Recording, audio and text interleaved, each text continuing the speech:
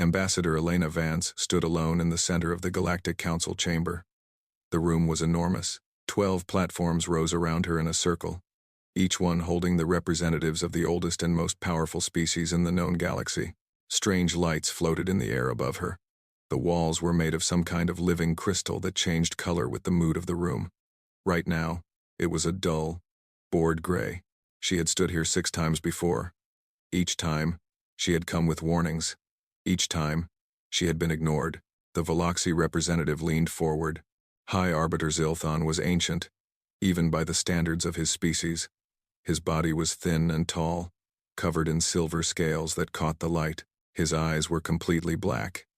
And when he spoke, his voice echoed through the chamber like wind through a cave. "Ambassador Vance," he said slowly, "you come before us again with the same concerns. The Crevari Empire has expanded its borders. They have claimed 3 systems that your species also claims. This is not unusual. Borders shift. Species adapt.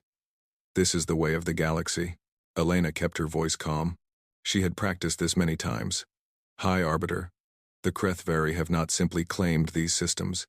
They have announced their intention to remove human colonists from 3 populated worlds. New Hyderabbad has 40 million people. Haven's Rest has 12 million. Port Sagan has 8 million. These are not empty rocks. These are our homes." A sound came from one of the upper platforms.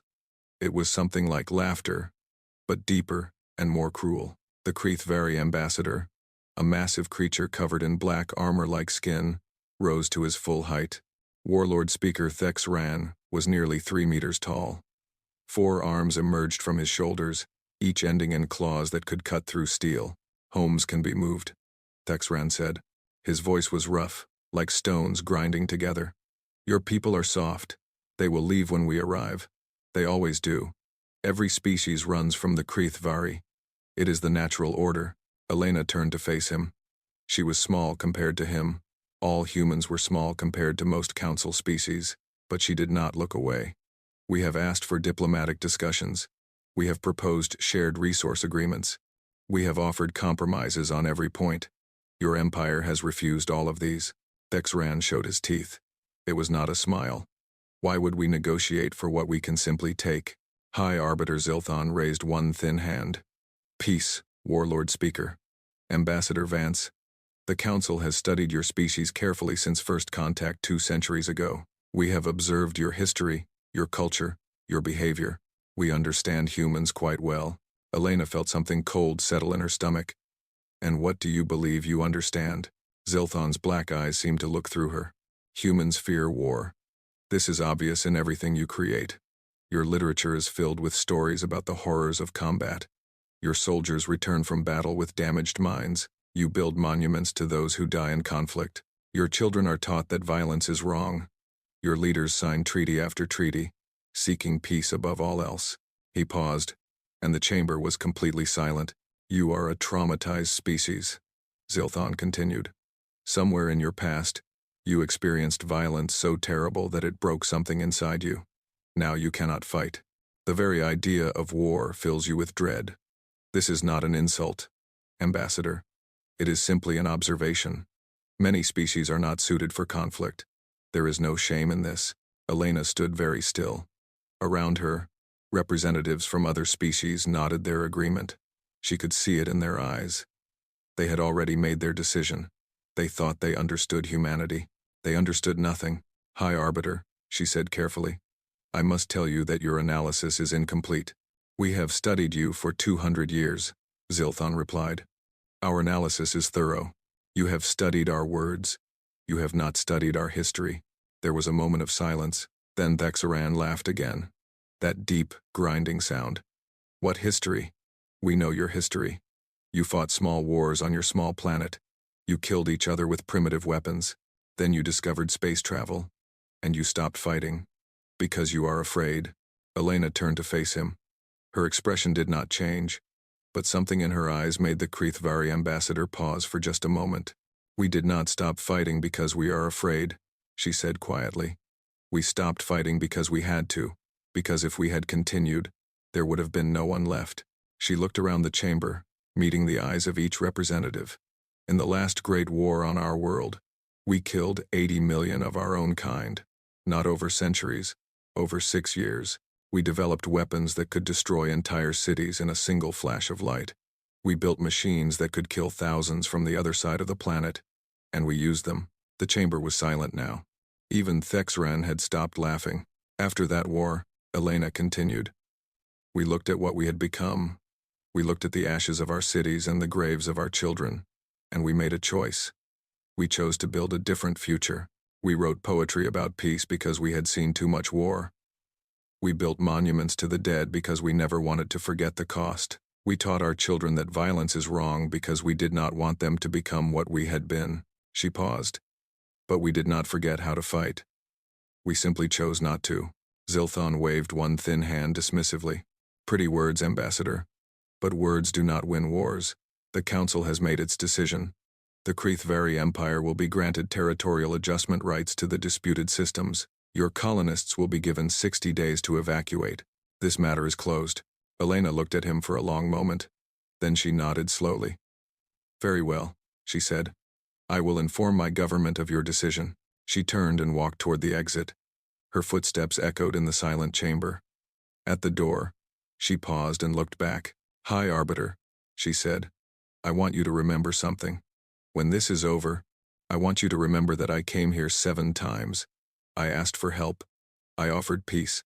I warned you about what would happen. And you did not listen. Then she was gone. Zilthon turned to his fellow council members. A dramatic exit, he observed. But meaningless. The humans will complain, and then they will leave their colonies. They have no choice. They cannot fight the Crevari. Thexran rose from his platform, already planning his invasion. 60 million soft, frightened humans. They would flee at the first sight of his warships. It would be the easiest conquest in Crevari history. Across the galaxy, in a bunker buried deep beneath the mountains of a small European country, a secure communication arrived from Ambassador Vance. Military officials gathered around a screen. They read her message in silence. The Council has refused all diplomatic options. The Crevari have been given legal authority to take our colonies. They believe we will not fight. They believe we cannot fight. The highest-ranking officer in the room was Fleet Admiral Marcus Chen. He was 63 years old. He had spent his entire career hoping he would never have to open the sealed orders that waited in the vault behind him. For 80 years, those orders had remained unopened. Every admiral before him had passed them to the next, praying they would never be needed. He walked to the vault. He entered the codes that only he knew. The heavy door swung open, and he removed a single folder marked with one word. Prometheus. He opened it. Inside were 2 words, no mercy. Admiral Chen closed his eyes for a moment. Then he began making calls. Across human space, in secret shipyards hidden in the darkness between stars, lights began to turn on. Engines that had been cold for decades began to warm. Soldiers who had trained their entire lives for a war they hoped would never come received a single message. It was time. Warlord Kethrax stood on the command bridge of his flagship, the Eternal Conquest. Around him, 400 warships of the Crevari 3rd Expansion Fleet moved through space in perfect formation. They were the pride of the Empire, each vessel bristling with weapons that had brought death to 11 species before. The colony world of New Hyderabbad hung in the darkness ahead of them. Blue oceans, green continents, white clouds, a beautiful world. Soon it would belong to the Crevari. Scan the planet, Kethrax ordered. His tactical officer worked the controls. A moment later, confusion crossed his armored face. Warlord, the cities are empty. Thermal scans show no significant population centers. The humans appear to have already evacuated. Kethrax felt a wave of disgust. He had hoped for at least a small fight, some entertainment before claiming his prize. Cowards, he said. They run before we even arrive. The Council was right about them. Warlord, I am detecting minimal orbital defenses. 3 automated platforms. No warships, no resistance. This was almost insulting. Kethrax had brought 400 ships to conquer a world defended by 3 platforms. He would be mocked when he returned home. There was no glory in conquering an empty planet. Destroy the platforms and begin landing operations, he ordered. Claim this world for the Empire. The fleet moved into orbital position. The 3 defense platforms were destroyed in seconds. Kethrax watched the explosions with boredom. This was not war. This was cleanup. Then his sensor officer spoke again, and this time there was something strange in his voice. Warlord, a vessel is approaching from behind the planet's moon. One vessel? Kethrax turned. What kind of ship would face a fleet of 400 alone? The image appeared on the main display. Kethrax stared at it. The ship was old. Very old. Its hull was covered in scars and patches. It looked like something that should have been scrapped centuries ago. It was not even 1/10 the size of his flagship. They send this against us? Kethrax laughed. One ancient piece of garbage? Are they trying to insult us? A communication signal came through. Kethrax nodded, and a human voice filled the bridge. Crevari Fleet. This is Captain James Okonkwo of the UENS, remember. You have entered human space with hostile intent. You have been warned multiple times through diplomatic channels. This is your final opportunity to withdraw. Leave now, and you will not be harmed. Stay, and you will be destroyed. Silence hung on the bridge for a moment. Then Kethrax began to laugh. Around him, his officers joined in. The laughter spread through the fleet as the message was shared. Destroy them? One ship threatening 400? Human captain, Kethrax replied. I have conquered 11 worlds. My fleet has never known defeat. You stand before me with one broken ship and threaten me. He leaned forward. I will enjoy making an example of you. I understand, Captain Okonkwo replied. His voice was calm, almost sad. I had to try. What happens next is your choice. Kethrax gave the order. Destroy that ship. 50 Crevari vessels opened fire simultaneously. Weapons that could crack planets reached out toward the tiny human vessel. The Remember should have been vaporized instantly. Instead, it exploded on its own. From inside, for a moment, Kethrax was confused. Had the humans destroyed themselves rather than face his weapons? How pathetic. Then his tactical officer screamed a warning. The Remember had not been a ship. It had been a weapon delivery system.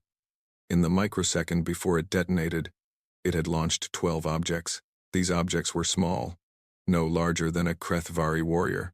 They were made of ultra-dense material, and they were traveling at 40% of the speed of light. At that velocity, mass became death. Each projectile carried more energy than a nuclear weapon. They crossed the distance to the Crevari fleet in an instant. 200 ships ceased to exist. There was no explosion that Kethrax could see. No wreckage. The ships were simply there one moment and gone the next, erased from reality by impacts that released more energy than stars. The shockwaves from the strikes tore through the remaining fleet, damaging another 50 vessels. Kethrax grabbed his command console as his ship shook. Alarms screamed around him. Half his fleet was gone.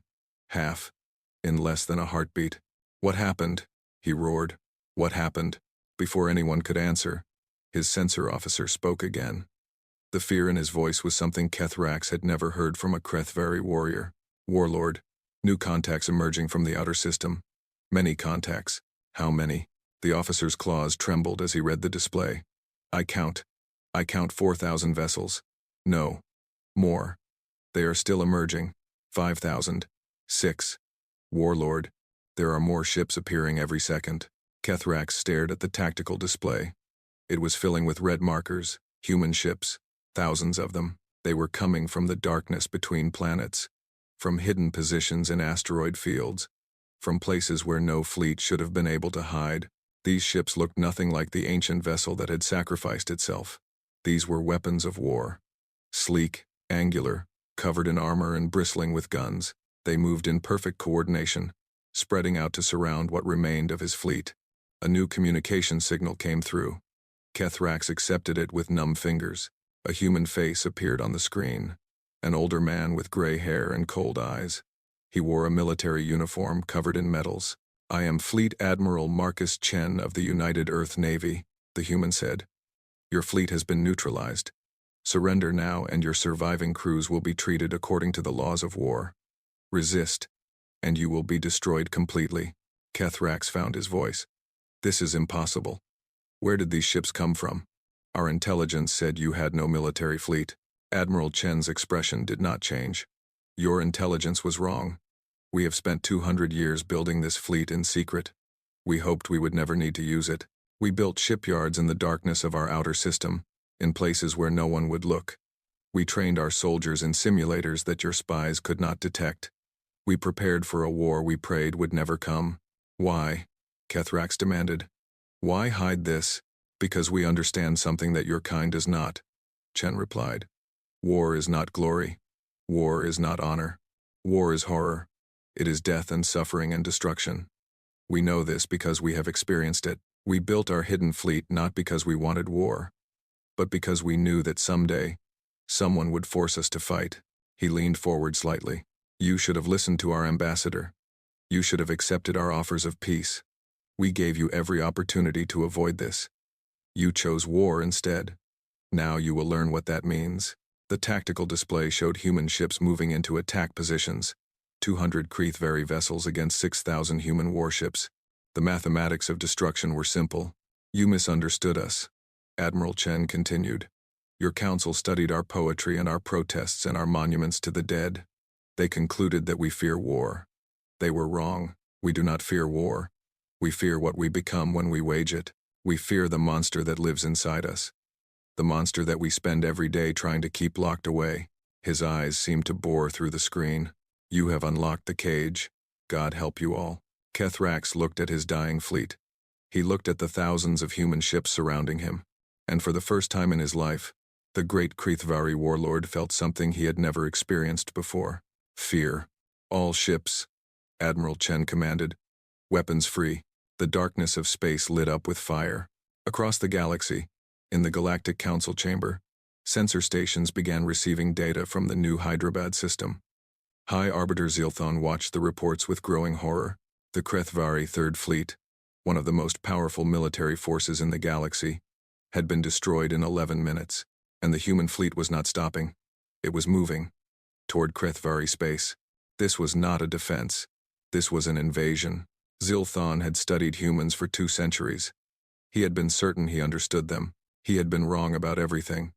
The Galactic Council chamber had never been so full. Representatives from every major species had gathered, and the living crystal walls pulsed with deep red light, reflecting the fear that filled the room. High Arbiter Zilthon stood at the center platform, his silver scales dull with stress. Around him, voices overlapped in dozens of languages, all asking the same questions. How did this happen? What did the humans do? What would they do next? Silence, Zilthon commanded, and slowly the room grew quiet. We have received full reports from the new Hyderabbad system. I will share what we know. He activated a holographic display. Images appeared in the air. The Crevari Third Fleet, 400 warships, reduced to floating debris in 11 minutes. The humans revealed a hidden military force that our intelligence services did not know existed, Zilthon said. Approximately 8,000 warships, constructed in secret over the past 2 centuries.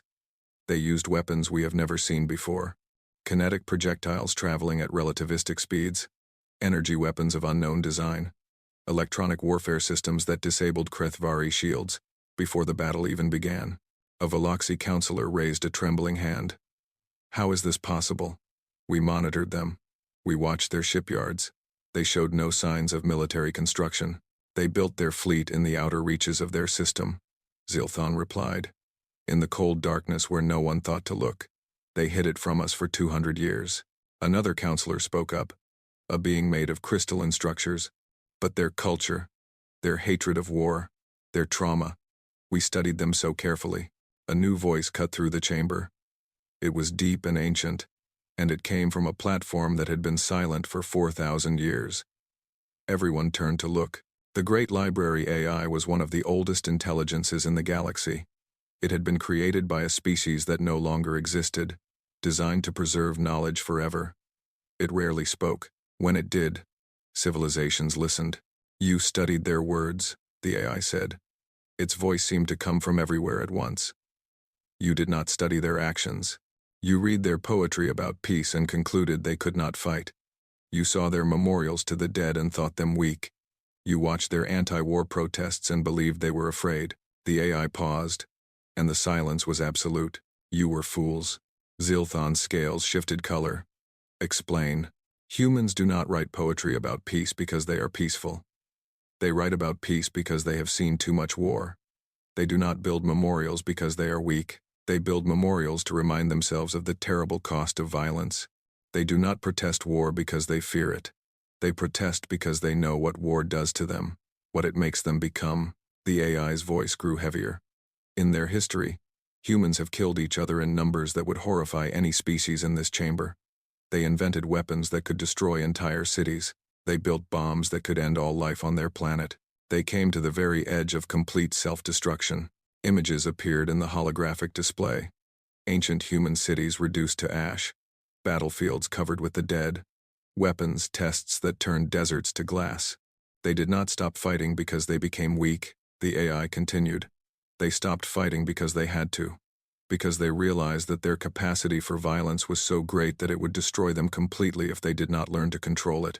Every law they made against war, every treaty they signed, every lesson they taught their children about peace, these were not signs of weakness. They were chains they built for themselves, chains to hold back the monster within. The AI fell silent. After a long moment, Zilthon spoke. And now? Now the chains are broken, the AI replied. The Crevari attacked their homes. They gave the humans permission to stop being peaceful. And the galaxy will learn what humanity is truly capable of. Far across the stars, the human fleet had reached Keth Prime, the homeworld of the Crevari Empire. The supreme command of the Crevari military had gathered every ship they could find. 12,000 warships formed a wall around their planet. They were the conquerors of 11 species. They had never lost a war. Admiral Chen looked at the defensive formation and felt nothing but cold determination. Behind him, 8,000 human warships waited for his orders. Admiral, his tactical officer reported, they outnumber us by 4,000 vessels. Numbers are irrelevant, Chen replied. Launch the first wave. Small craft began deploying from the human fleet. Not warships, transport vessels. They moved toward the 3 largest orbital shipyards that ringed Keth Prime. The Crevari fleet commander watched in confusion. The humans were not engaging his main fleet. They were sending small ships toward the shipyards. Were they trying to capture them? With such tiny forces? Let them come, he ordered.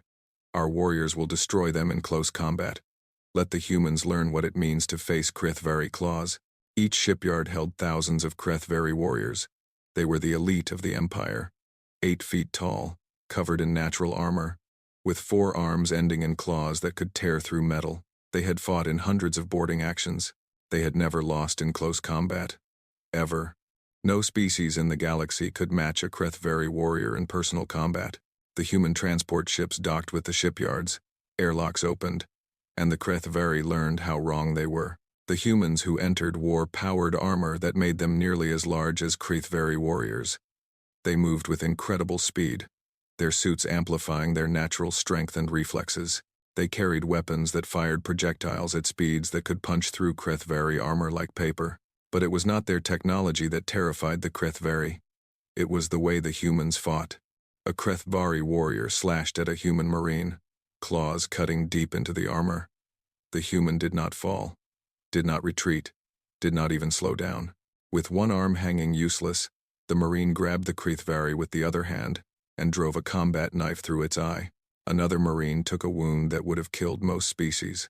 She fought for 3 more minutes before her body finally failed her.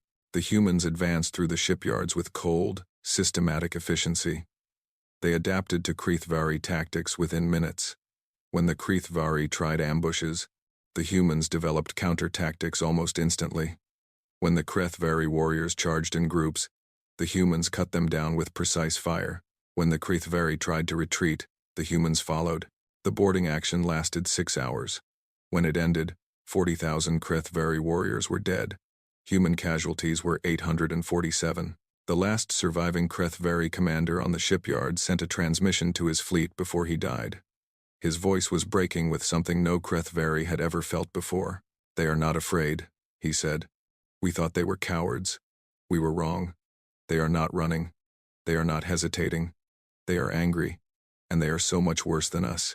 On the command bridge of the Eternal Vengeance, the Crevari fleet commander listened to the transmission.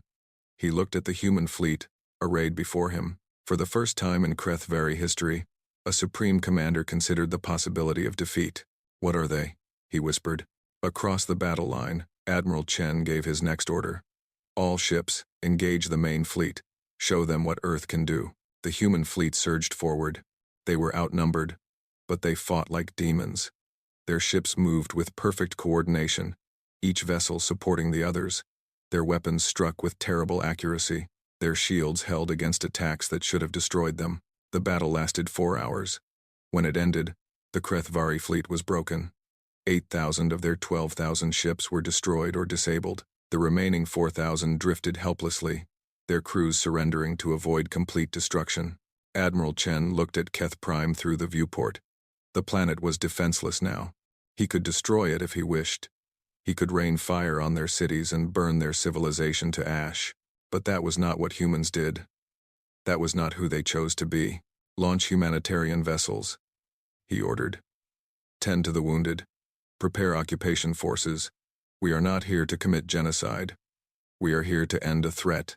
The Galactic Council would later learn the human word for what came next: justice. Ambassador Elena Vance walked into the Galactic Council chamber for the 8th time. The room was exactly the same as it had always been. The 12 platforms still rose in a circle. The living crystal walls still shifted colors. The floating lights still drifted through the air. But everything was different now. The representatives who had once looked at her with boredom and pity now watched her with fear. Some would not meet her eyes. Others stared at her as if she were some kind of monster wearing human skin. The Crevari ambassador's platform was empty. Their empire was burning. Elena took her place in the center of the room. She stood straight, her hands clasped behind her back, her face calm. High Arbiter Zilthon spoke first. His voice was not as confident as it had once been. Ambassador Vance, you have requested this audience. The Council recognizes you. Thank you, High Arbiter. Elena looked around the chamber slowly. I am here to explain what humanity is doing, and why. I am also here to discuss what happens next. Zilthon leaned forward. Your fleet has destroyed the Crevari navy. Your soldiers have captured their shipyards. Your forces now surround their homeworld. What more do you intend to do? Elena nodded. I understand your concern. Many species throughout history have used moments like this to commit terrible acts. Genocide, enslavement, complete destruction. You are wondering if humanity will do the same. No one spoke. The silence was answer enough. We will not, Elena said simply. That is not who we are. But I need you to understand why we are doing what we are doing. Because you clearly did not understand before. She began to walk slowly around the center platform as she spoke. Humans have a concept called proportional response. It does not mean what many species think it means. We do not believe in responding to an attack with equal force. We believe in responding with overwhelming force. Devastating force. We believe in making the cost of attacking us so terrifying that no rational being would ever consider it. She paused and looked up at the platforms. You called this fear. You were wrong. We call it deterrence. The crystalline counselor spoke up. But your culture speaks constantly of peace, of mercy, of avoiding violence. Yes, Elena agreed, because we know what we are capable of.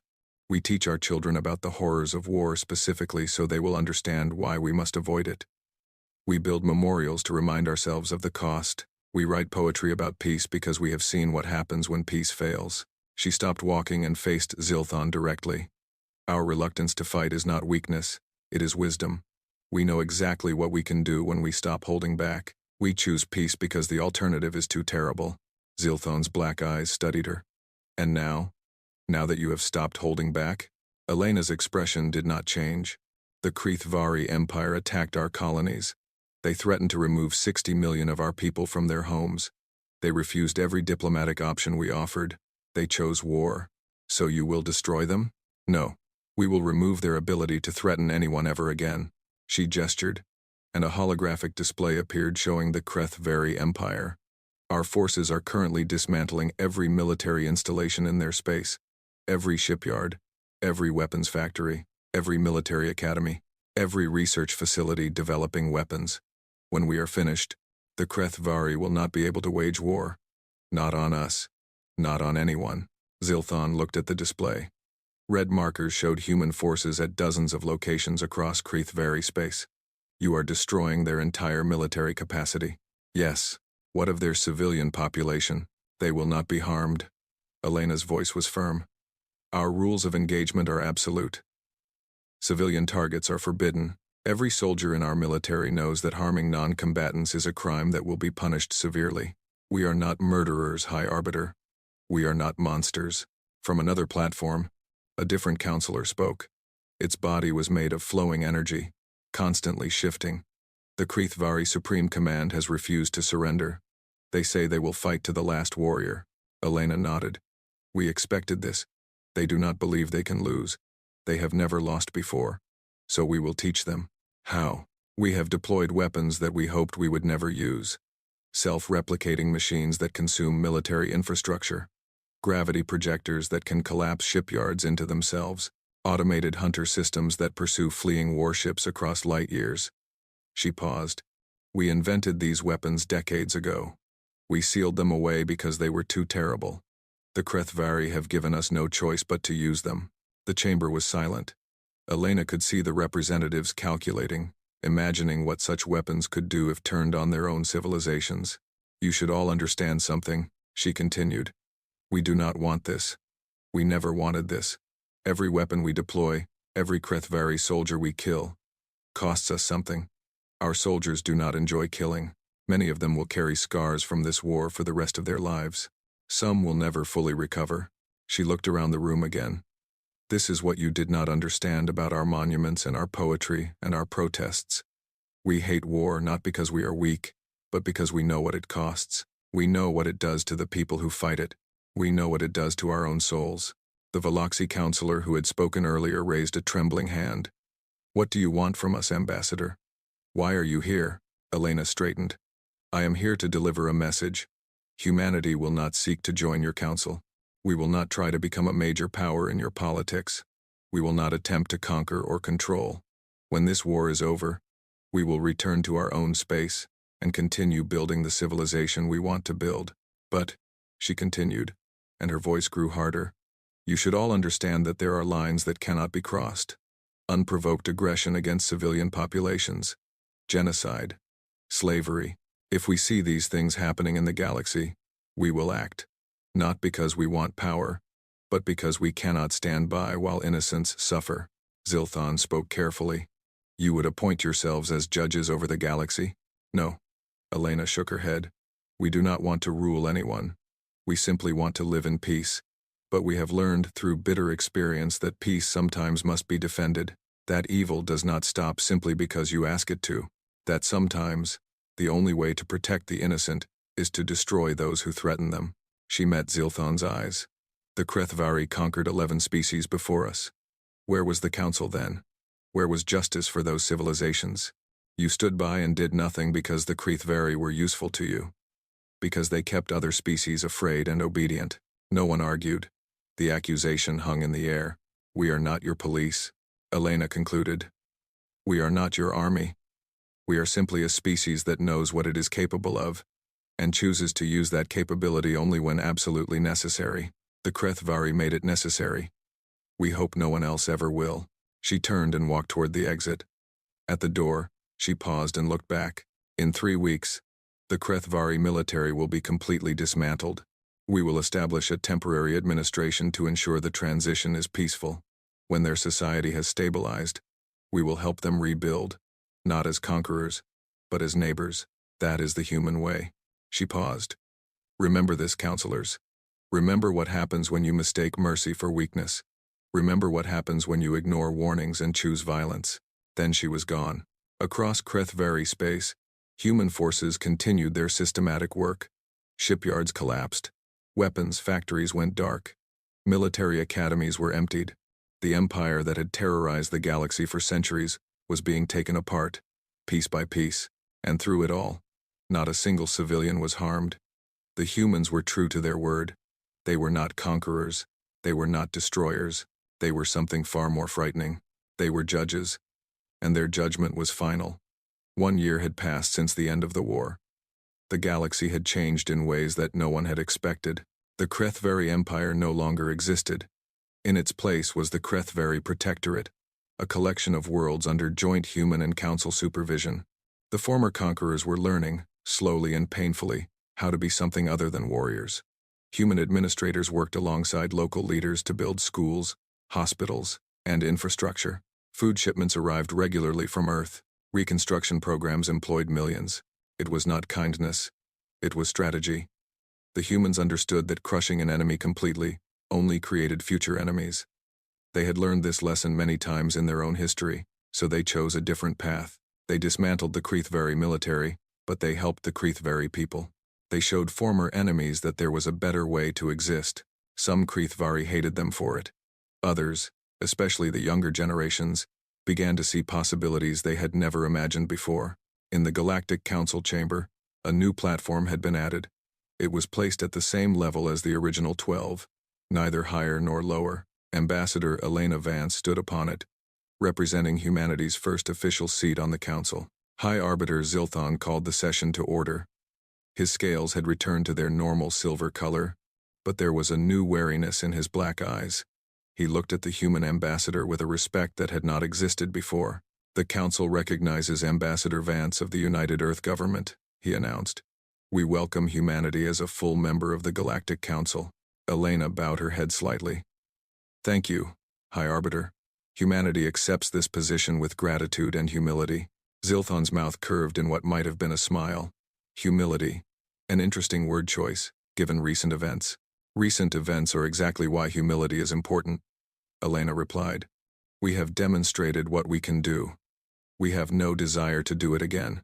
Humanity does not want to be a dominant power in this galaxy. We want to be good neighbors." The crystalline counselor spoke up. "You have conditions, though. You expressed them before." "We do," Elena nodded.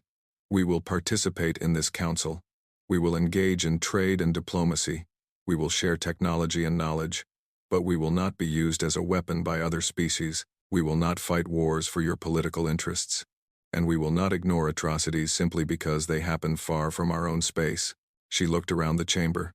"There are certain things we cannot accept. Genocide, enslavement, the deliberate destruction of civilian populations. If we see these things, we will act, regardless of what this council decides. This is not negotiable." Zilthon exchanged glances with the other counselors. Finally, he nodded. "These conditions are acceptable.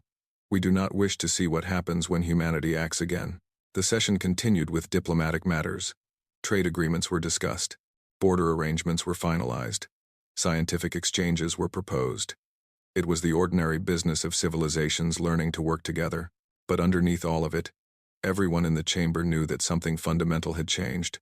The humans sat among them now, quiet and polite and reasonable. They smiled at jokes. They compromised on minor points. They behaved exactly like any other diplomatic species.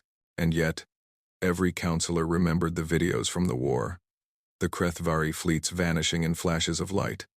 The shipyards crumbling. The systematic dismantling of an empire in 3 weeks. The cold efficiency of soldiers who did not stop when wounded, who adapted faster than any species had ever seen, who fought with a terrible focus that left no room for mercy until the battle was won. Humanity was polite. Humanity was reasonable. Humanity preferred peace. But humanity was also something else entirely.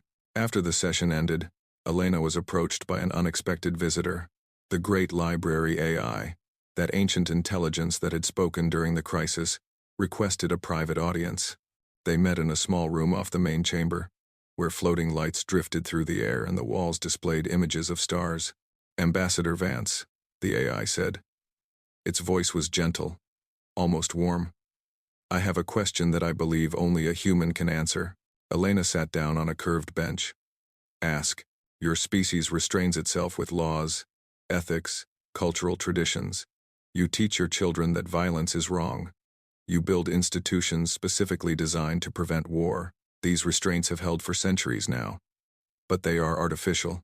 They are choices your species makes each generation." The AI paused. "What happens if those restraints ever fail?" Elena was quiet for a long moment. She looked at the stars displayed on the walls. She thought about the history of her species, the wars they had fought, the weapons they had built, the times they had come so close to destroying themselves completely. "That is the question we ask ourselves every day," she finally said. "It is the question that keeps our leaders awake at night. It is the question we teach in every school, discuss in every philosophy class, debate in every government. She turned to face the AI directly. We know what we are. We know the monster that lives inside us. Every human carries it. The capacity for violence beyond measure. The ability to become something terrible when pushed far enough. And yet you control it. The AI observed. We try. Elena smiled. But it was not a happy smile. We work very hard to control it. We build systems and traditions and beliefs specifically to keep the monster locked away. Every generation teaches the next about the horrors of war, so they will never forget why we must avoid it. She paused. But you asked what happens if the restraints fail. If somehow, someday, humanity stops holding itself back. If the monster is truly set free. Yes. Elena looked at the stars again. I do not know. I hope we never find out. But I can tell you this. We are aware of the danger. We guard against it constantly, not because we fear what others might do to us, but because we fear what we might do to others. The AI was silent for a moment. Then it spoke again. I have studied thousands of species over millions of years. Most species do not think this way. They do not build chains for themselves. They do not fear their own capabilities. They simply act according to their nature. Humanity is different. Elena agreed. We understand our nature too well to trust it. That understanding is our greatest strength and our heaviest burden. The AI made a sound that might have been a sigh. Then perhaps there is hope for this galaxy after all, a species that fears itself more than it fears others, that restrains its own power by choice, that shows mercy even when it has no need to. Such a species might truly change things for the better. Elena stood up. That is what we hope. That is what we work toward every day. Not to be conquerors, but to be good. Not to rule, but to help. Not to destroy, but to build. She walked toward the door, then paused and looked back. But remember this. Our mercy is a choice. Our peace is a choice. If anyone forces us to make a different choice, we will. And the galaxy has now seen what happens when we do. She left the ancient AI alone with its thoughts. In the months that followed, a new saying spread through the galaxy. It started among the Crevari survivors, whispered by warriors who had faced human soldiers in combat and somehow lived. It spread to trading posts and diplomatic stations. It was taught in military academies and discussed in council chambers. The council's historical records on humanity were updated. The old entry had read, humans, Category 7 species, territorial, fragile, risk-averse, minimal threat. The new entry was quite different. Humans, apex category, highly social, extremely adaptable, possess unparalleled capacity for both violence and mercy, exercise extreme caution in all interactions. Do not mistake their restraint for inability. Do not mistake their mercy for weakness. Above all, do not give them a reason to stop being merciful. And at the bottom, added by some unknown hand, was the saying that had spread across the stars. Humans do not fear war. War fears humans, but humanity fears itself most of all. And that is the only thing keeping the rest of us safe. In her quarters on Nexera Prime, Ambassador Elena Vance read the updated entry and allowed herself a small smile. It was not entirely accurate, she thought. Humanity was more complicated than any record could capture, but it was close enough. She turned off her display and looked out the window at the alien stars. Somewhere out there, human colonies were growing. Human children were being born on new worlds. Human civilization was spreading, slowly and peacefully, across the galaxy. They had won their war. They had proven their strength. Now came the harder task, proving that they could be trusted with that strength, proving that the monster could stay locked away, proving that humanity could be what it chose to be, rather than what it was capable of being. It would take generations. It would never truly be finished. But Elena believed they could do it. They had come so far already, and if they ever failed, if the chains ever broke, if the monster ever escaped completely, well, that was a problem for another day. For now, there was peace, and humanity would fight to keep it, even if they had to fight themselves.